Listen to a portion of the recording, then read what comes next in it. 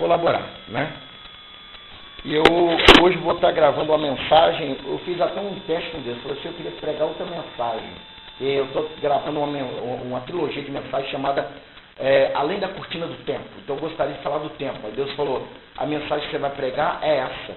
Aí eu fui lá na apostila de teologia. Quando eu abri, é o tema que eu ia ministrar hoje. Um supremo momento de glória. Hoje Deus vai falar para você sobre Cristo Jesus. A maioria dos meus CDs, eu gosto de pregar sobre Paulo, sobre outros ministros do Evangelho, mas nesse aqui em especial, eu estou falando sobre a pessoa de Jesus. A penúltima mensagem que veio antes dessa foi as 9 coroações de Cristo. E hoje, Deus nos convida a pensar sobre um supremo momento de glória que Cristo viveu. Vamos pôr de pé aqueles que trouxeram suas Bíblias. Abram-nas em São Mateus 17, versículo de 1 a 9. Nós vamos estudar hoje um pouco sobre Jesus, sobre os grandes momentos de glória que ele viveu na terra. São Mateus 17, versículo de número de 1 a 9. Estou feliz que, graças a Deus, consegui montar o site do nosso projeto. Se os irmãos quiserem, depois eu passo o endereço, né, para quem quiser acessar. E vai ser um prazer ter vocês conosco. Já temos o Orkut, vamos estar montando o Twitter e também o Facebook, né? Vamos usar bem as redes sociais, né? O diabo usa muito disso aí para corromper a gente, mas existe muita coisa boa também. Então eu apenas faço a leitura, os irmãos apenas acompanhem esse espelho. O tema aqui em São Mateus é a transfiguração. Vamos lá. 6 dias depois, tomou Jesus consigo a Pedro e a Tiago e a João, seu irmão, e os conduziu em particular a um monte. Transfigurou-se diante deles, e o seu rosto resplandeceu como o sol, e as suas vestes se tornaram brancas como a luz. Eis que lhes apareceram Moisés e Elias, falando com ele. E Pedro, tomando a palavra, disse a Jesus, Senhor, bom é estarmos aqui. Se queres, façamos aqui 3 tabernáculos, um para ti, um para Moisés, um para Elias. E, estando ele ainda a falar, eis que uma nuvem luminosa os cobriu. E da nuvem saiu uma voz que dizia, Este é o meu filho amado, em quem me comprazo. Escutai-o. E os discípulos, ouvindo isso, caíram sobre os seus rostos e tiveram grande medo. E aproximando-se Jesus, tocou-lhes e disse, levantai-vos, e não tenhais medo. E erguendo eles os olhos, ninguém viram senão a Jesus. Descendo eles do monte, Jesus lhes ordenou, dizendo, a ninguém conteis a visão até que o Filho do Homem seja ressuscitado dos mortos. Podeis assentar e palmas para o Senhor Jesus. Um supremo momento de glória é o tema da nossa mensagem de hoje. Vamos falar um pouco sobre a cristologia, né? A doutrina que fala sobre a pessoa de Cristo. Nós vemos, meus queridos, que Jesus Cristo ele teve 6 grandes momentos públicos de glória. O primeiro foi no seu nascimento, quando ele nasce de uma virgem, e quando os anjos no céu, a Bíblia diz que os pastores de Belém, está no capítulo 2 de São Lucas, versículo 13 em diante, vocês vão ver que os pastores estando em Belém, eles viram miríades de anjos cantando e glorificando a Deus, e falando assim, olha, eis que vos anuncio novas de salvação, porque na cidade de Davi nasceu o Salvador, que é Cristo Senhor. E os anjos glorificavam a Deus, e os pastores ficaram de boca aberta diante daquela saudação maravilhosa. Deus dizendo, esse é o primeiro momento de glória do meu filho. O segundo grande momento de glória, Jesus Cristo já tinha mais de 30 anos, e João Batista estava batizando, não é? E quando ele vê Jesus Cristo, ele até fala assim, não, eu não posso batizar você é o Messias, eu careço ser batizado por ti, e o Senhor vem a mim. Jesus Cristo diz assim, deixa para que se cumpra toda a justiça. Vocês vão ver em São Lucas 3 e São Mateus 3. Aí o que acontece? Onde é que está a glória dele? Até aí Jesus era mais um que estava esperando na fila. É quando ele é batizado por João Batista, do céu abre-se uma janela, né? E Deus fala com eles, aí desce o Espírito Santo, pousa sobre ele, e João vendo toda aquela glória. E aí a voz, não é só João que vê, até aí a visão não estava vendo. Mas quando o voz, ela ressoa como um trovão, diz assim: este é o meu filho amado, a ele escutai. Isso aí é o segundo grande momento de glória de Jesus, no batismo.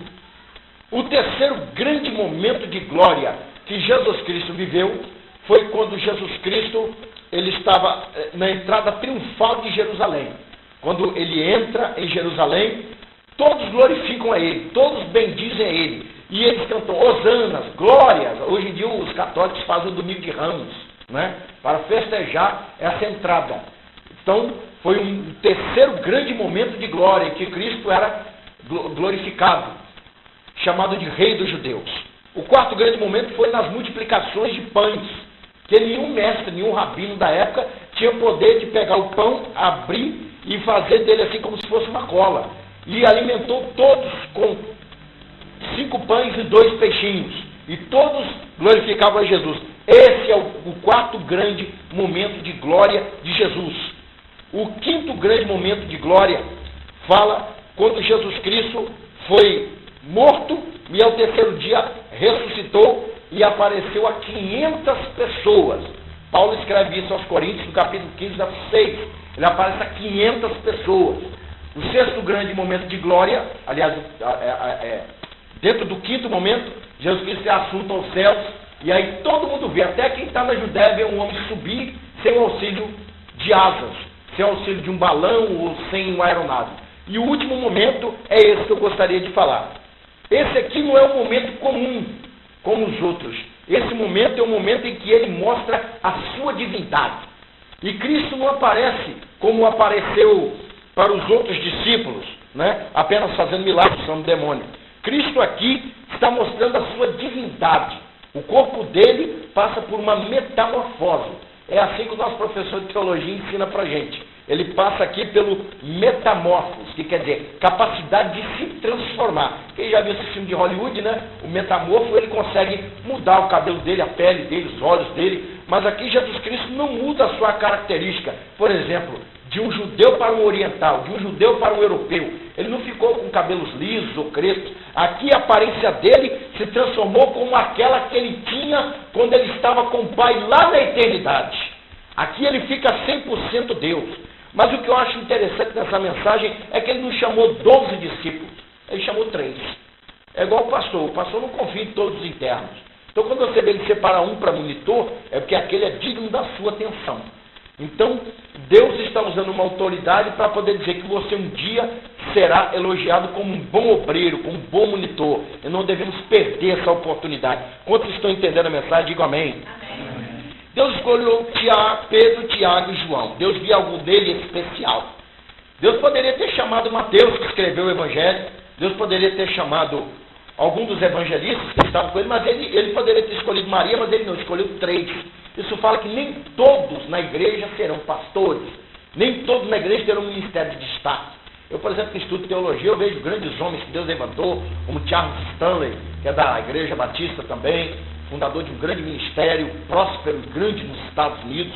Homem como Charles Spurgeon, que fundou o Tabernáculo Metropolitano, uma pessoa muito conhecida e considerada. Então, muitas pessoas, quando ouvem o pastor pregar aqui, Jesus tem uma grande obra na sua vida. Aí ele vai lá num DVD e vê um pregador trazendo uma palavra poderosa, ele vê ali uma grande parafernália, né, câmeras, ele vê ali uma produtora que está ali assessorando aquele pregador, ele observa ali que tem multidões que foram ver aquele pregador, então ele acha que ele vai ser um Jimmy Swaggart, que ele vai ser um Charles Spurgeon, que ele vai ser um James R. Dunn, vai ser alguém como Billy Graham, vai ser alguém muito conhecido. E a grande obra que, na verdade, o pastor prega que Deus vai fazer na sua vida é a mudança de caráter, é a transformação da sua natureza.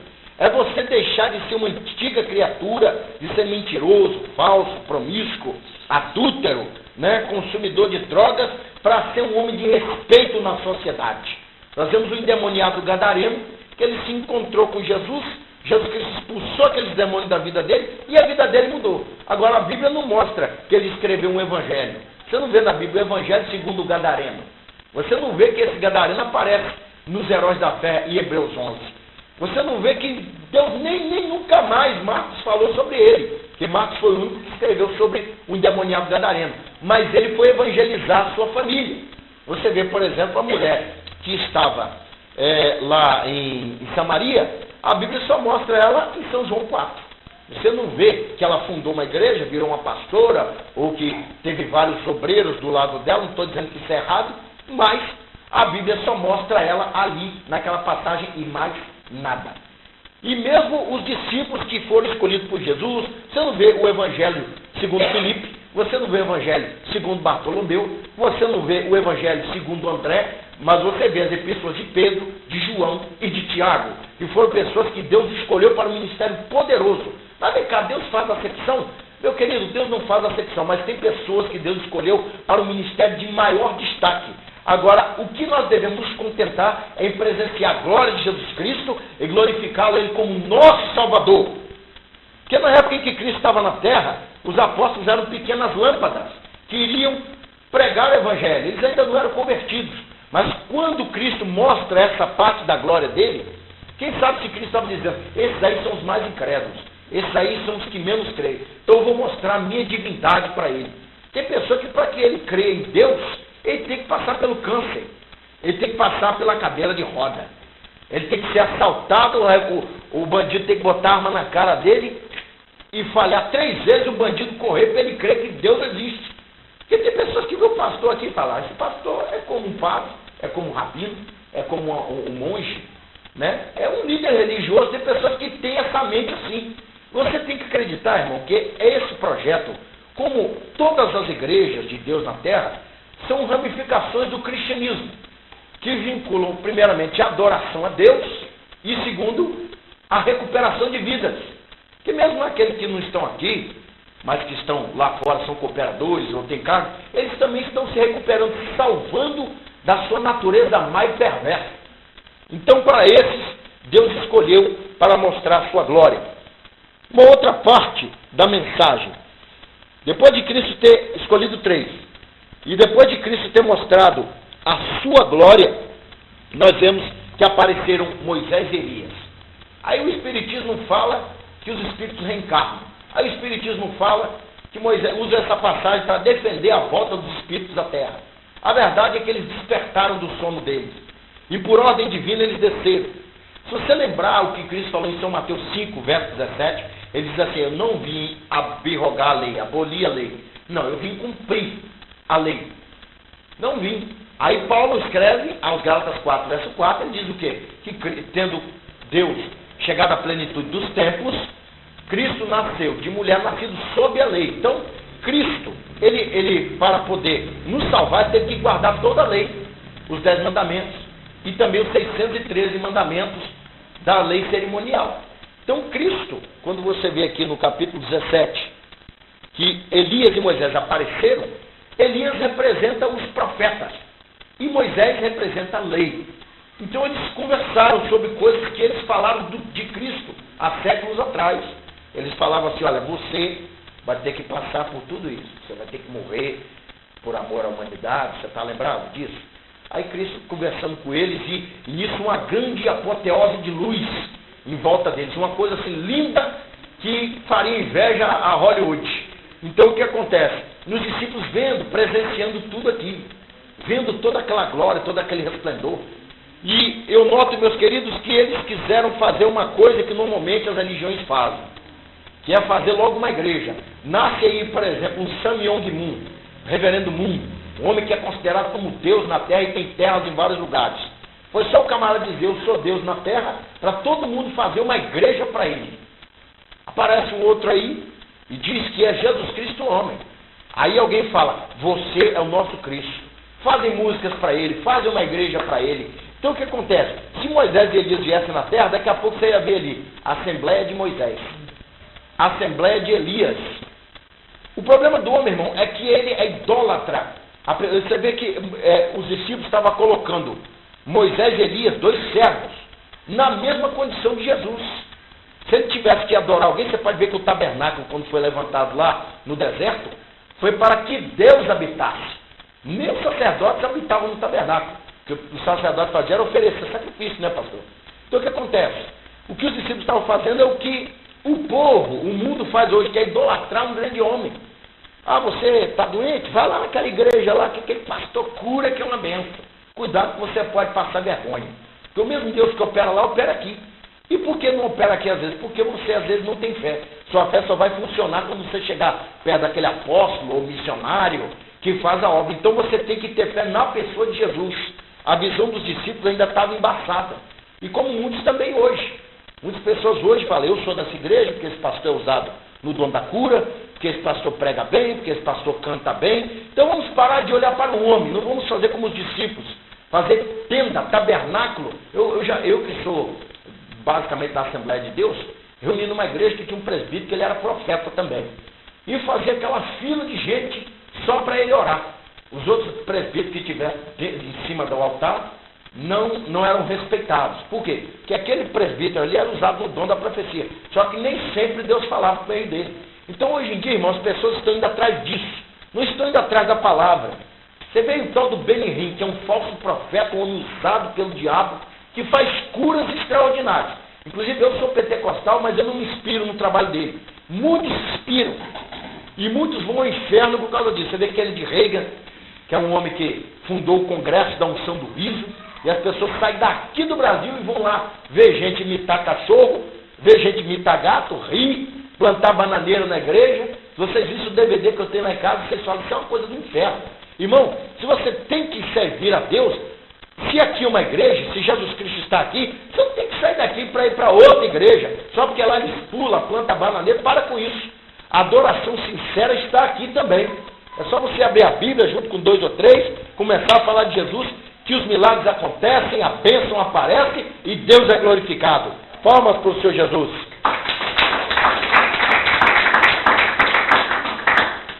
E aí o que acontece? Eles quiseram fazer 3 tabernáculos, ou seja, colocar Moisés e Elias na medida de Jesus. Então olha só, estando ele ainda a falar, olha só o que diz a Bíblia: eis que uma nuvem luminosa os cobriu, e da nuvem saiu uma voz que dizia: este é meu filho amado, em quem me comprazo, escutai. Em outra tradução, só a ele escutai.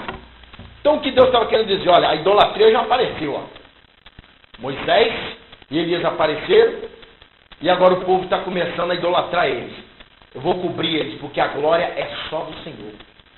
Isaías 42, verso 8 diz assim: Senhor é meu nome, e a minha glória, pois a ninguém darei, e nem meu louvor de imagem de escultura. Então, meu querido, você pode admirar o trabalho de alguém. Por exemplo, admiro o trabalho de muitos pastores, inclusive o pastor aqui também, um exemplo de abnegação.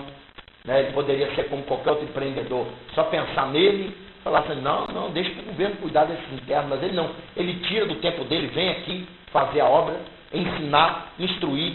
Como um bom pai, ele briga também. Entendeu? Então é um bom exemplo a ser seguido. Agora, o exemplo maior é Deus, porque todos nós erramos, todos nós caímos.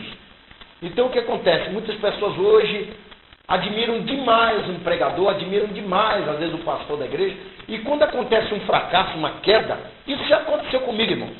De eu admirar demais um pregador, ao ponto de eu deixar o culto da minha igreja e ir lá assistir ele pregar. E sendo que o mesmo Jesus, que às vezes é ministrado, como é o caso da igreja lá na Romênia, o Richard Humber, que foi 14 anos ministro do evangelho lá, o mesmo Deus que estava ali com eles na cela é o mesmo Deus que está numa grande convenção. Você acha que se Deus tivesse que curar uma grande convenção, ele não curaria ali? Se você começa a falar de Jesus, vem a inspiração da palavra. Se você começa a falar de Jesus, vem a cura e a autoridade.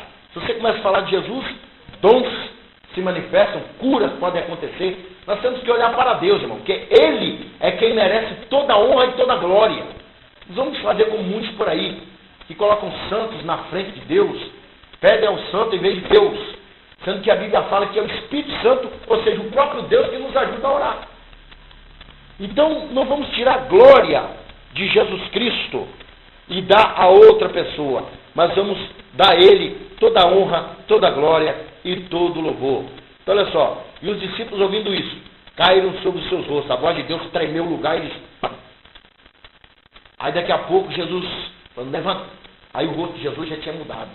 Já era aquele mesmo Jesus de sempre, humano, olhos castanhos, cabelo castanho, né? Com a mesma roupa simples. E ele falou, não tenhais medo.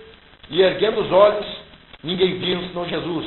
E descendo eles do monte, Jesus lhe ordenou, dizendo, ninguém conteis a visão, até que o Filho do Homem seja ressuscitado dos mortos.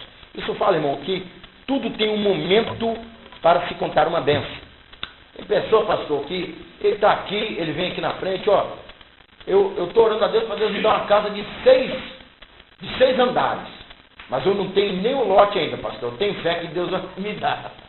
Então tem pessoa que conta a bênção pela metade, ou então sem nem condição. Os irmãos vão até rir de você, alguns que são racionais, né, que são espirituais.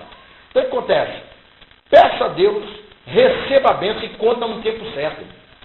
Eu já conheci gente que falou que tinha fé que Deus ia dar a bênção e Deus nunca deu. Por quê? Porque são pessoas que seguem alvos novos. Jesus Cristo está dando a direção. Tudo tem o seu tempo certo. Entendeu? Conte a bênção na hora certa. Eu, por exemplo, falei com o pastor de uma certa jovem que quis se casar comigo. Eu fui avaliar a fruta, no sentido assim, a árvore, né? Porque a árvore, quando ela produz fruto podre, você tem que se afastar dela. Se a árvore só tem espinho, se afasta dela. Se a árvore produz fruto bom, aí sim, é algo para você se aproximar. Então eu estava conversando com o pastor sobre algumas coisas, o pastor falou, ó, chuta que é laço. Então tem coisas, irmão, na nossa vida que esperam um tempo. Eu estou falando aqui de momento. O que é momento? Momento é uma porção de tempo determinada por Deus ou por nós mesmos. Por exemplo, eu quero falar com o pastor, meu pastor está em reunião, ele fala, pastor, você espera só um momento. Às vezes nem ele sabe quando vai acabar esse momento, mas Deus sabe. Se ele determinou 15 minutos, e se ele é um pastor pontual, ele fala, irmãos, não temos mais tempo, 15 minutos, já acabou. Então é uma porção de tempo. Então, você que espera de Deus um milagre, uma bênção, e quer que aconteça a bênção, espera o momento. Se você crê no Senhor Jesus, com certeza esse momento vai chegar. Eu sempre prego sobre o tempo, e se você ver em Eclesiastes 3, ali o tempo no original é cronos, quer dizer o tempo do homem. Há tempo para todo o propósito debaixo do sol. Depende do tempo que você vive, é o tempo do seu interno. Depende de você estar lutando contra a sua natureza, contra glutonaria e tantos outros pecados que tem na sua vida. Mas você vai vencer, você tem que crer. E uma das formas de se crer e de se vencer é olhar para Deus e para bons exemplos.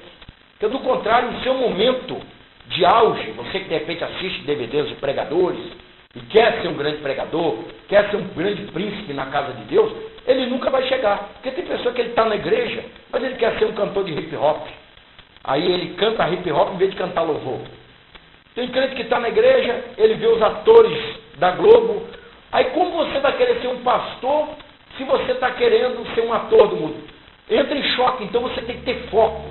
E o seu foco principal é Deus, pedir a Deus a orientação em que você serve para o ministério e pagar o preço. Porque ninguém que quer ser obreiro, quer ser ministro, conseguirá chegar lá sem pagar o preço. Se você, por exemplo, é uma pessoa que tem aquela moda do rock, de andar cabeludo, e você quer ser obreiro, você tem que aprender a andar padronizado, ético, cabelo curto, né? Usar uma roupa ética, ser exemplo e aprender a apanhar, né, pastor? Porque obreiro apanha muito, né? Houve muita calúnia, muita mentira, às vezes não é o momento dele falar, ele não vai falar, às vezes ele vai passar o caso para o pastor e o pastor vai agir, né? Enfim, pedindo sempre sabedoria a Deus e paciência até que cheguemos até o alvo diante de Deus. Amém? Quantos foram edificados hoje do amém? Vamos cantar um louvor a Deus, né? Intitulado Quero que valorize o que você tem. Você é uma pessoa que é templo do Espírito Santo. Não precisa não. Vamos cantar um hino bem suave, louvando a Deus, né? Não sei se os irmãos estão em jejum, mas vamos. Mas se você quiser tocar, pode ficar à vontade. Vamos cantar. Primeiro diga para você mesmo, eu tenho um valor diante de Deus. Porque de repente, irmão, às vezes igual o rapaz que tem 85 anos, né? Então ele fala, você é velho, você é uma pessoa que você não presta, tem que botar você no canto. Olha para ele aqui e fala, que nada, pai, você já errou tanto, você é um pau torto que não tem como desentortar, mas se você vir para a carpintaria de Deus, com certeza Deus vai mudar tudo. Nosso Deus é o Deus do impossível. E podemos todas as coisas naquele que nos fortalece. Então vamos cantar. Quero que valorize o que você tem. Você é um ser, você é alguém tão importante para Deus. Chega de ficar sofrendo angústia e dor nesse seu complexo inferior, dizendo às vezes que não é ninguém. Eu venho falar do valor que você tem. Eu venho falar do valor que você tem. Ele está em você, o Espírito Santo se move em você, até com gemidos inexprimíveis, inexprimíveis.